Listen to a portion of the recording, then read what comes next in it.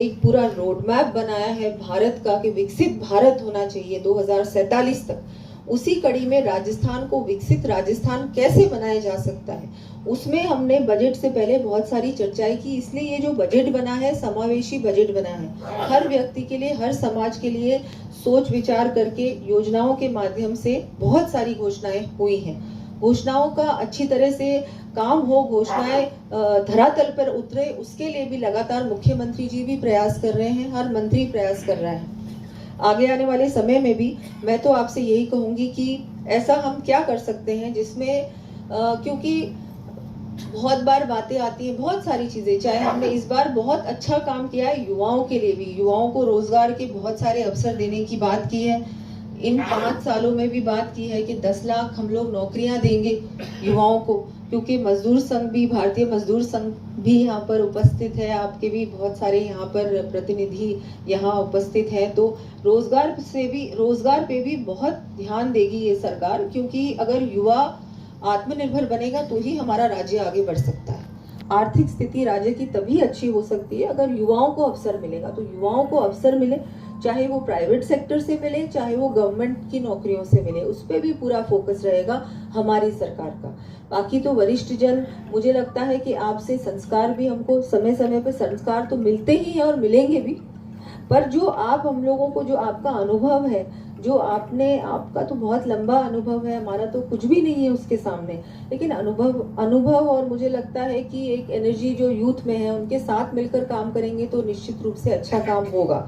मैं तो यही कहूंगी कि आगे आने वाले समय में भी क्या ऐसा हम लोग कर सकते हैं, क्योंकि हमारी सरकार के भी अभी लगभग 1 ही साल हुआ है, तो 1 साल ज्यादा समय नहीं होता। अगर हम बदलाव देखना चाहते हैं धरातल पर तो समय लगता है। अभी बहुत अच्छा काम हो रहा है राजस्थान में, चाहे सड़कों की बात करें, चाहे हम मेडिकल की बात करें, चाहे हम शिक्षा की बात करें, चाहे रोजगार की बात करें, पर्यटन की बात करें, हर प्रकार से काम ये सरकार कर रही है और आगे भी करेगी। और अभी शुरुआती हुई है, अभी शुरुआती है, बस साल भर ही हुआ है, लेकिन अभी आप देखेंगे कि बहुत जल्दी बदलाव आएगा। और ये बदलाव ऐसा होना चाहिए जिससे कि सचमुच में कोई समाज में भी दिखे कि परिवर्तन आया है। लोगों की सोच, मैं तो मानती हूँ सबसे बड़ा काम अगर किसी ने किया है हमारे पूरे देश में तो नरेंद्र मोदी जी ने किया है, माननीय प्रधानमंत्री जी ने किया है। जिस तरह से समाज की सोच बदली है, जिस तरह पहले महिलाओं को देखते थे कि नहीं चलो घर में काम करती है और क्या करेंगी, लेकिन अब जिस तरह महिलाओं को सम्मान मिल रहा है, बेटियों को शिक्षा मिल रही है, चाहे बेटों को शिक्षा तो पहले भी मिलती थी, अब बेटियों को भी उसी तरह से वही समान अवसर मिल रहा है अच्छी शिक्षा के लिए, उच्च शिक्षा के लिए बेटियों को भी आगे भेजने की अब सोच जो बदली है। हम उज्ज्वला योजना की बात करें, हम चाहे बेटी बचाओ बेटी पढ़ाओ की बात करें, हर घर जल पहुंचाने की बात करें, ये सब क्या है, ये सब छोटे छोटे जो मोदी जी के द्वारा योजनाओं के द्वारा जो काम हुआ है, वो वैसे तो मैं मानती हूँ काम तो हुआ है, लेकिन ये जो बदलाव आया है, परिवर्तन आया है सोच में, वो सबसे बड़ा काम मैं मानती हूँ हुआ है। आज हमारी महिलाओं को जो 33% आरक्षण की बात करें, क्या है ये, आरक्षण मिला है, लेकिन महिलाओं को अब लग रहा है आत्मसम्मान भी तो मिला है। महिला सोच रही है नहीं मैं कहीं भी जा सकती हूँ, मैं कुछ भी कर सकती हूँ। तो वो अब आज भारत का ये सुनहरा युग है। ऐसा युग बार बार नहीं आता, मैं तो कहती हूँ ऐसा नेता बार बार नहीं मिलता।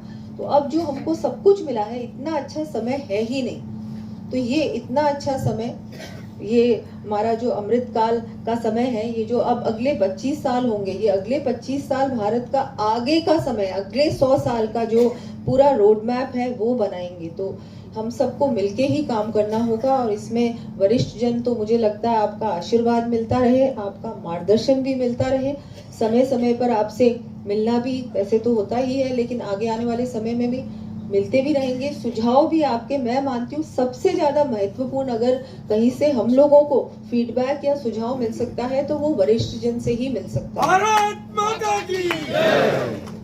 जितना अनुभव आपका है, जितना आपने अपने पूरे जीवन भर में आपने देखा है, वो हम लोगों ने तो देखा ही नहीं, लेकिन आपने जो जो जो चुनौतियों का सामना किया है, जो उस समय परिस्थितियां थी, वो परिस्थितियों से आप निकल कर आए हैं।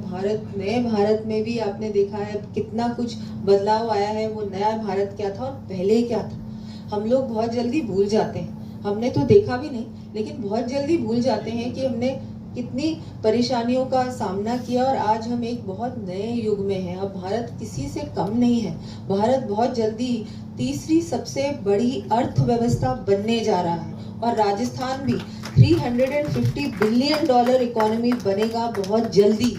तो ये सब होगा, ये संभव है, लेकिन एक साथ मिलकर काम करेंगे तभी संभव होगा। और आप लोगों को आपका आशीर्वाद मैं मानती हूँ सबसे ज्यादा महत्वपूर्ण, और मैं बार बार बोल रही हूँ, आपका आशीर्वाद, आपका जो मार्गदर्शन हमारी सरकार के लिए सबसे ज्यादा महत्वपूर्ण साबित होगा और आपका वो मिलता रहे मुझे भी।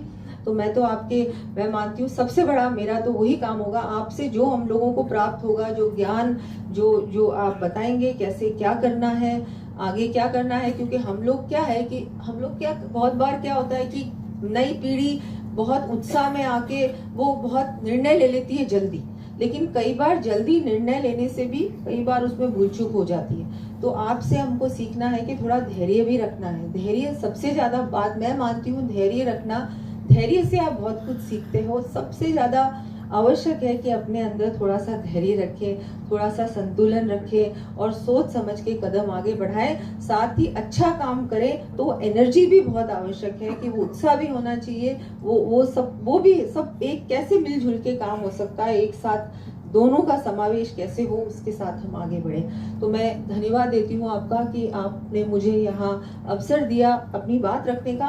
पर मेरी बात मुझे लगता है क्या मैं रखूंगी, मैं तो अभी अभी आई हूँ, मैंने तो अभी अभी सीखा है, पर आपसे मुझे बहुत कुछ सीखना है। इसके लिए मैं निवेदन करूंगी कि आगे आने वाले समय में आप भी हमको बताएं कि हमको कैसे क्या करना चाहिए।